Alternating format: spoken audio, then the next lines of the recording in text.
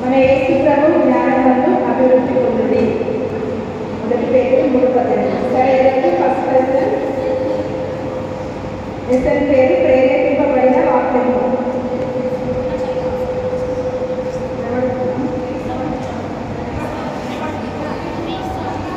సరే,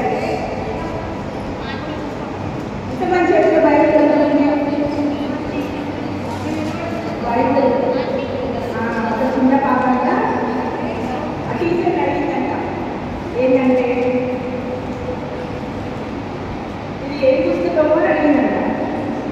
అడిగితే టీచర్ చెప్పిందంటే ఏంటంటే ఇది దేవుని గ్రంథము, ఇది దేవుని మాటలు ఇందులో రాయబడ్డాయి. దేవుని గ్రంథంలో నేను చెప్పినప్పుడు ఆ పాప మళ్ళీ పడిందంటే ఈ పుస్తకం పైన దేవుడు తిరిగేసిందా అని అడిగిందంట. దేవుడి పైన కూడా దేవుడే పెట్టాడు, దేవుడి పైన పెట్టాడు. అందుకని ఆ చిన్న పాప పైన తిరిగేసిందా దేవుడు వాక్యము ఇవన్నీ పుస్తకంలో అన్నాడు. అంటే ఆ టీచర్ జవాబు చెప్పిందంట ఏంటంటే దేవుడి వాక్యము 1600 సంవత్సరంలో 40 మంది వ్యక్తుల ద్వారా ఈ వాక్యం రాయబడింది. ఈ వాక్యము వెంటనే రాయబడలేదు, కానీ కొంతకాలంలో ఆ వాక్యం రాయబడలేదు. అట్లా పరిశుద్ధాత్మ ప్రేరేపణను బట్టి దేవుని గ్రంథాన్ని 40 మంది వ్యక్తులు 1600 సంవత్సరాలు కాలంలో ఈ వాక్యం రాస్తూ వచ్చారు. సరేనా? అయితే మనం ఇప్పుడు మ్యూజికల్ వేస్తారు. పాత నిబంధన కాలంలో ఉన్న యోషియా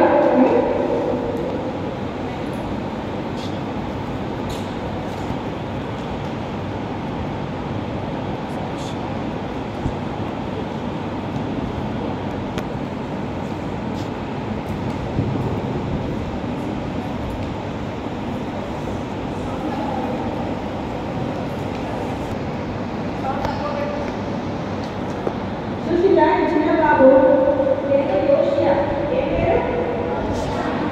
ఆ బాబు ఏజ్ 6 years. ఎంత? 6 years. 6 years ఉంటారు ఇక్కడ. అయితే ఆ 6 years బాబు ఆయన పేరు యోషియా. వాళ్ళ డాడీ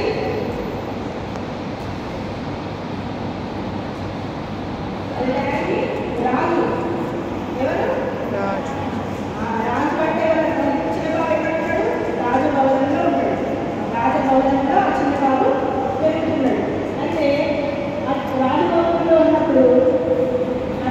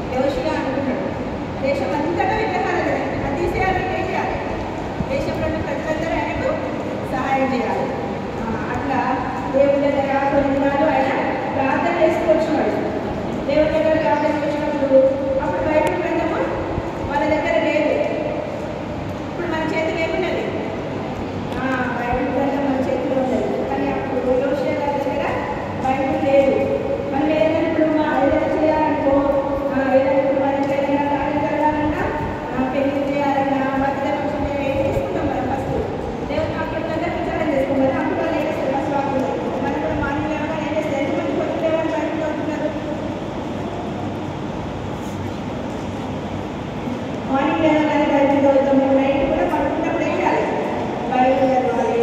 అట్లా దేవుని గ్రంథంలో మనం ఏం చేస్తున్నాం, చాలా ప్రాముఖ్యత ఇస్తుంది.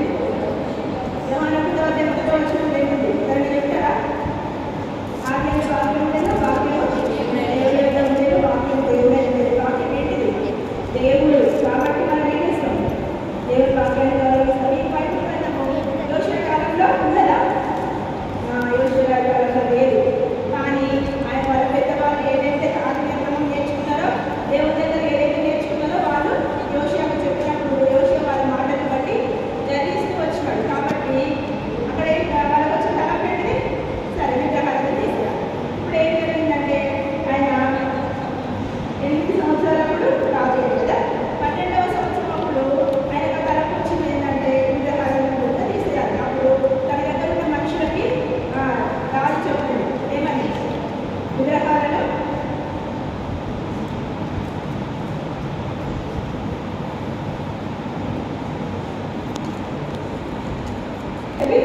ప్రజలకు చెప్పిన తర్వాత వాళ్ళందరూ కూడా ఆ మాట కొట్టుకున్నారు, ఒప్పుకొని అవును కదా విగ్రహాలను తీసేయాలని చెప్పి అందరూ ఆయనకు సహకరించారు.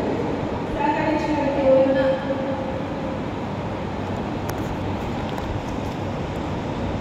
యోషువ చాలా ప్రార్థనాపూర్వకంగా ఆ పని జరిగిస్తూ వచ్చినాడు.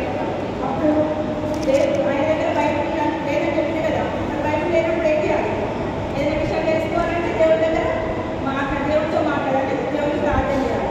కాబట్టి దేవుడికి ప్రార్థన చేసుకుంటూ వచ్చింది. ప్రార్థన చేసినప్పుడు దేవుడు ఆయనకు సహాయం చేసింది. సహాయం చేసి దేశ ప్రజలు ఆయన మాట వినట్లు చేసినప్పుడు ఏమైనా తెలుసా, వాళ్ళు రాజు వాళ్ళతో చెప్పిండు విగ్రహాలను తీసేయాలి. చెప్పినప్పుడు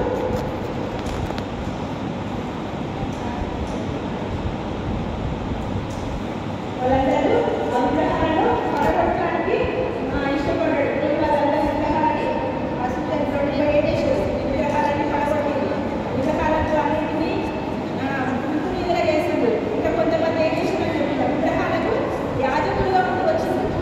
ఆ యాజకులుగా ఉంటూ వచ్చిన వాళ్ళు ఏం చేశారు,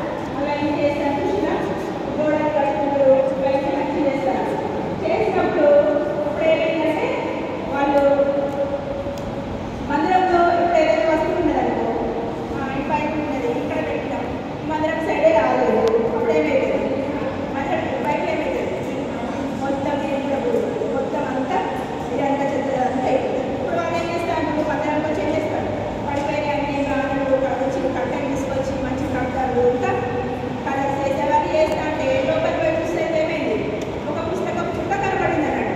ఇప్పుడు మన చేతుల్లో ఏమో పుస్తకం లాగా మనకు వచ్చింది బైబిల్, కానీ ఆ కాలంలో ఆ వాక్యము పుస్తకాలు చుట్ట అంతగా చుట్ట దండ చుట్టలాగా అట్లా ఉండేది.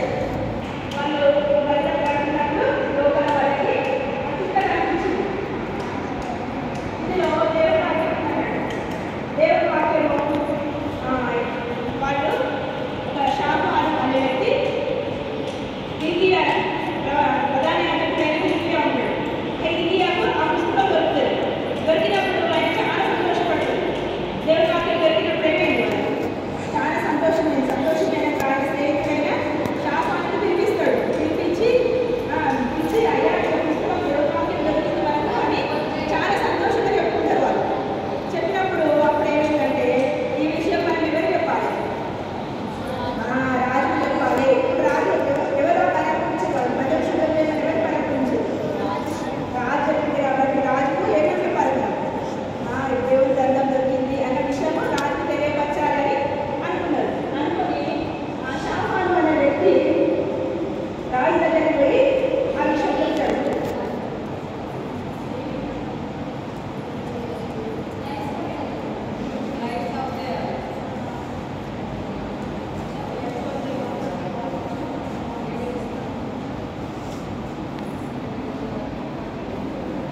ప్రధాని అధ్యక్షుడు నేను షాపాను ఇద్దరు కలిసి ఆ పుస్తకం తీసుకొని వచ్చారని చెప్తారు. రాజుతో చెప్తుంటే ఏమని, దేవుడి మంచం శుభ్రం చేస్తుంటే ఏం దొరికింది, పుస్తకం చుట్ట దేవుడి వాక్యం దొరికింది అని చెప్పినప్పుడు రాజు చాలా సంతోషపడ్డాడు. ఎవరైనా రాజుతో చెప్పారు యోషియా ఏం చేస్తాడు, చాలా సంతోషపడ్డాడు. దేవుడి వాక్యం దొరికింది అని చాలా సంతోషపడి ఆయన ఉప్పొంగిపోతాడు.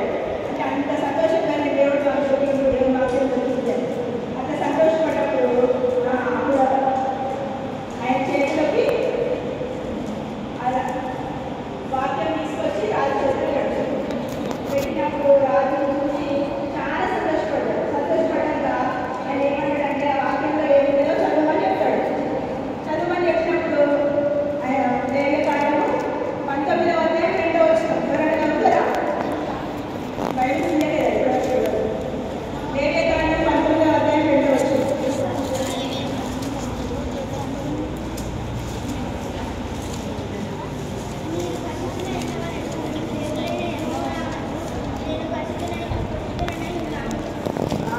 నేను పరిశుద్ధులైన వారు, నేను మీ దేవుడైన యెహోవాకు ఆయన పరిశుద్ధులైతే మీరు పరిశుద్ధులైన వారు అని. సరే, ఇంకొక వాక్యం నిర్గమకాండం 20వ అధ్యాయం. నిర్గమకాండము 20వ అధ్యాయంలో 3వ వచనం.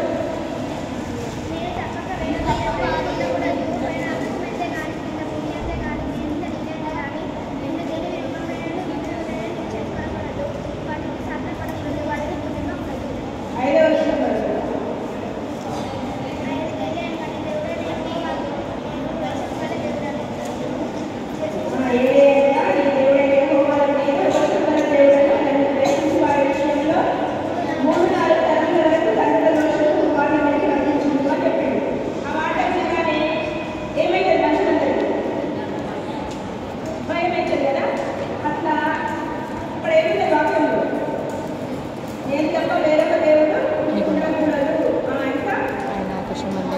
భూమి అయిందే కానీ చేసుకున్న వేరే విగ్రహాలు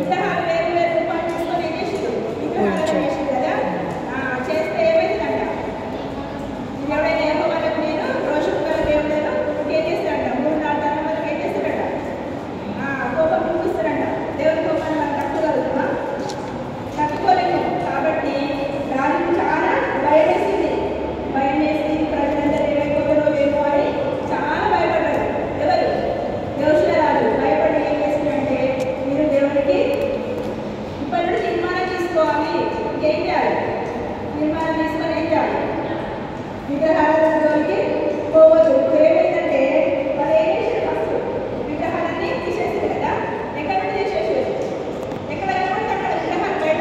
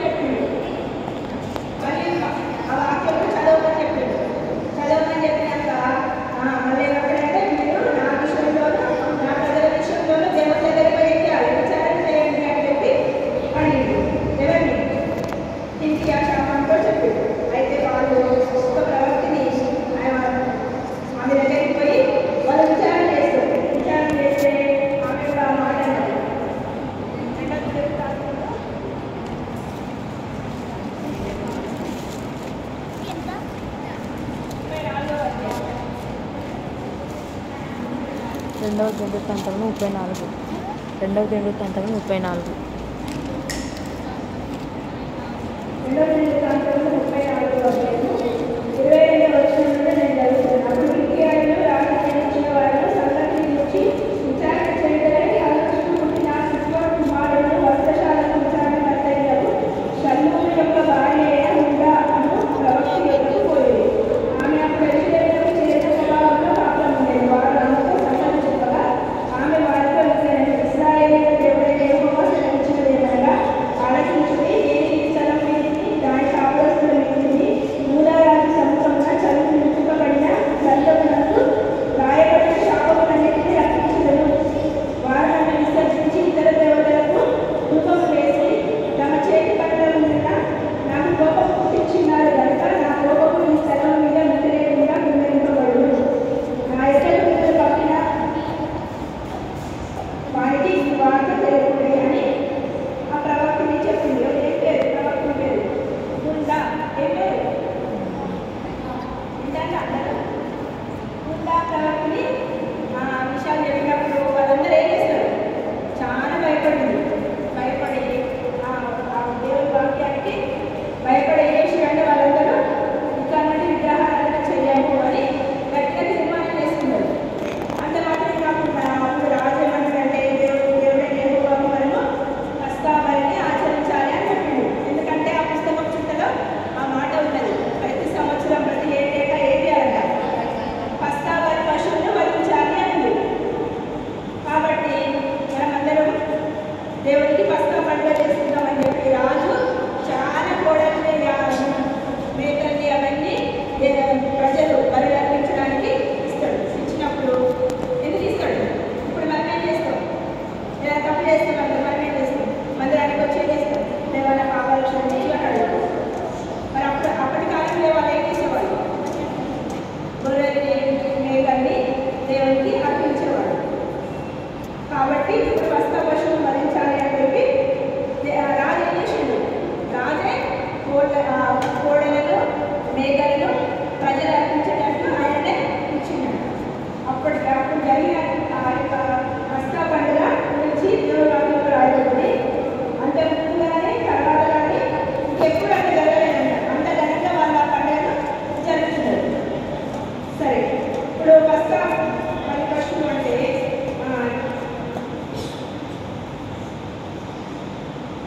యేసుక్రీస్తు వారు మన కొరకు ఈ లోకానికి ఎలా వచ్చిండు? లోక పాపములను మోసుకొని పోవు దేవుని గొర్రెపిల్లగా వచ్చిండు. ఎక్కడుంది వాక్యం? చెప్తారా?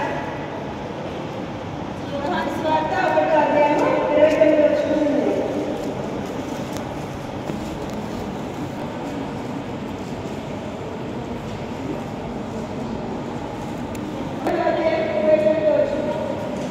వాడు యెహోవాను అలా చూచి, ఇదిగో లోకపాపమును మోసుకొని పోవు దేవుని గొర్రెపిల్ల.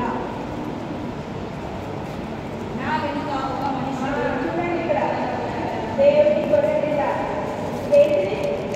ఇక్కడ పైన ఏంటి? గొర్రెపిల్ల. గొర్రెపిల్లని ఏం చేస్తారు? బలిపీఠం మీద గొర్రెపిల్లని పెట్టి బలి అర్పిస్తారు. ఇట్లా బలి అర్పణ ఎప్పుడు చేసేది? పాపం పడిన కాలంలో ఇట్లా బలి అర్పణ చేసేది. అయితే మన పాపముల కొరకు ప్రాయశ్చిత్తంగా పస్కా బలి పశువుగా యేసుక్రీస్తు వారు మన కొరకు వధింపబడడానికి ఈ లోకానికి వచ్చింది. యేసయ్య ఎందుకు వచ్చింది ఈ లోకానికి? మన పాపము నుండి వారిని విడిపించడానికి వచ్చింది. మన పాపము రావాల్సిన శిక్ష అంతా యేసయ్య మీద వేసుకున్నాడు. యేసయ్య తన మీద వేసుకొని ఆయన నిలబెట్టాడు. ఇప్పుడు ఇక్కడ ఎంతమంది ఉన్నారు? 4 మెంబర్స్ ఉన్నారా? ఇప్పుడు ఒక వైట్ షర్ట్ కదా, వైట్ షర్ట్ మీద అందరు మనిషి కొంచెం వేసుకోలేదు.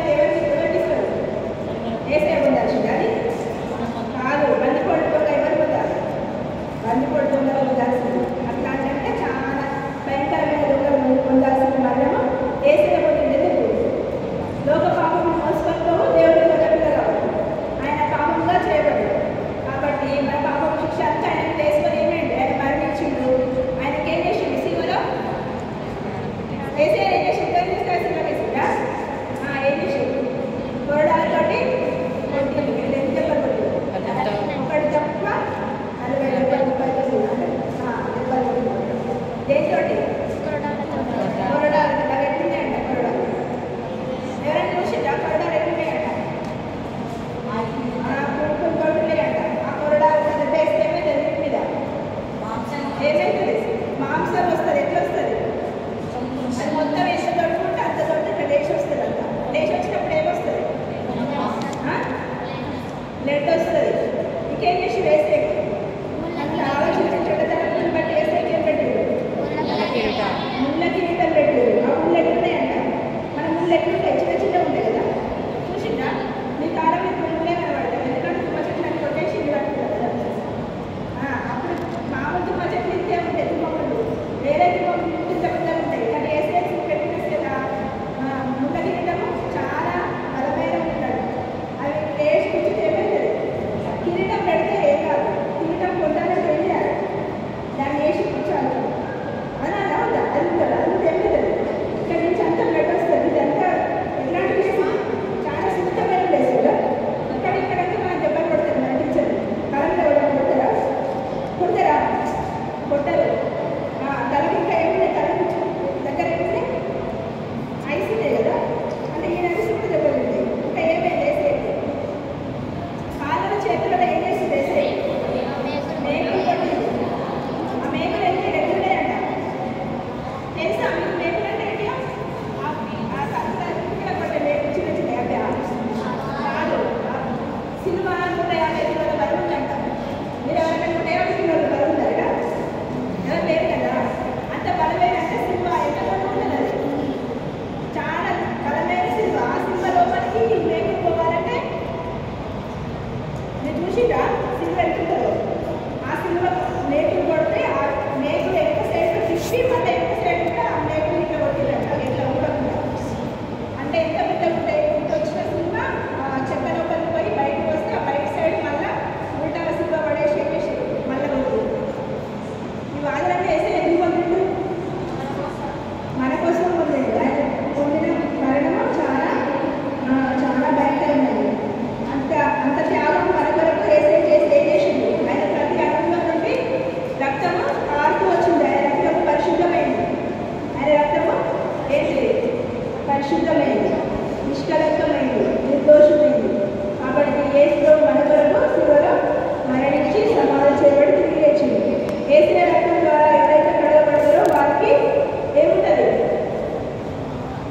కడగబడిన వాళ్ళు పరిశుద్ధులు యేసు రక్తం ద్వారా కడగబడాలంటే ఏం చేయాలి దేవా నేను పాపిని నన్ను క్షమించు నీ రక్తంతో నన్ను కడగని మనము దేవుడిని అడగాలి అర్థమవుతుందా అటు ఇటు చూస్తే నేనేది అర్థమవుతుందా ఉండేది కొద్దిసేపు మనకు వచ్చిన కొద్దిసేపు అంటే కాన్సన్ట్రేషన్గా వాక్యం వింటే చేసిన దానికి ప్రతిఫలం ఉంటుంది అంతేగాని ఏదో కాలక్షేపానికి వచ్చి కూర్చొని పోతున్నాం అన్నట్టు ఉండదు సరేనా సరే కథ వాక్యము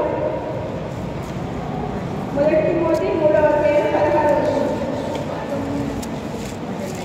ఇంటికి వెళ్ళినాక చదువుకోండి ఈ వాక్య భాగం 2వ రాజగ్రంథము 21వ అధ్యాయము 23వ వచనం నుండి 23వ అధ్యాయము 27వ వచనం వరకు ఉంది మళ్ళీ 2వ దినవృత్తాంతంలో 33వ అధ్యాయము 21వ వచనం నుండి 35వ అధ్యాయం 19వ వచనం వరకు ఈ వాక్య సారాంశం అంతా రాయబడింది సరేనా 2వ తిమోతి 3వ అధ్యాయం 16వ వచనం పండిత వాక్యం నా వెనకాల చెప్పండి దైవజనుడు సన్నదుడై ప్రతి సత్కార్యములకు లోబడుచు ప్రతి సత్యాలకు అందరూ మాట్లాడుతుందా అవునా చెప్పండి పూర్ణముగా సిద్ధపడి ఉండునట్లు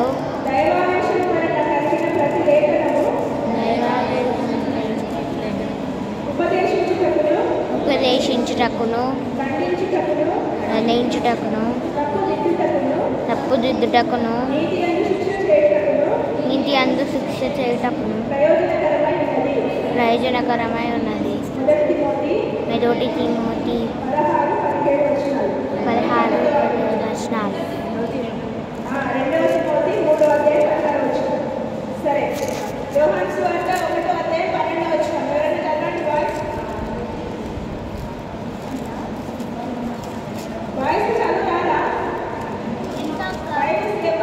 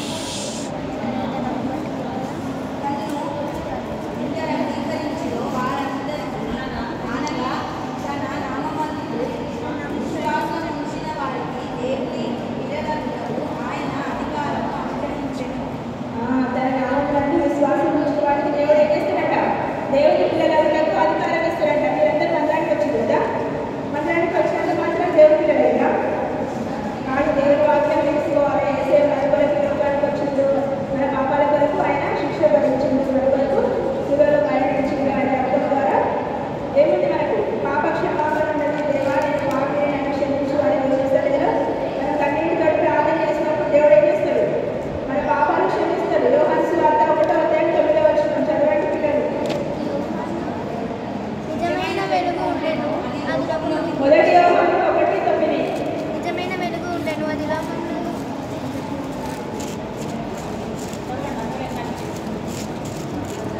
మన పాపములను మనం ఒప్పుకునేలా ఆయన నమ్మదగిన వాడు నీతిమంతుని కనుక ఆయన మన పాపములను క్షమించి సమస్త దుర్నీతులను మన మనల్ని పాపములుగా చేయండి.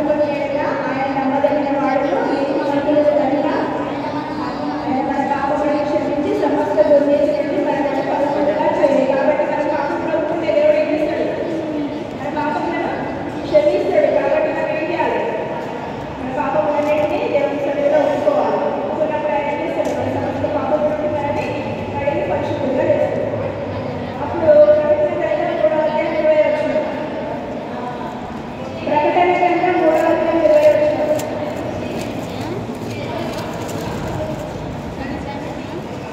ఇదిగో నేను తట్టుచున్నాను. ఎవడైనా నా స్వరము విని తలుపు తీసి ఎడల నేను అతని ఎద్దకు వచ్చి అతనితో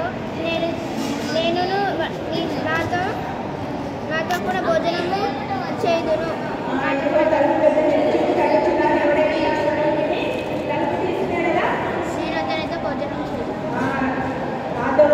నేను అతనితో భోజనం చేదును.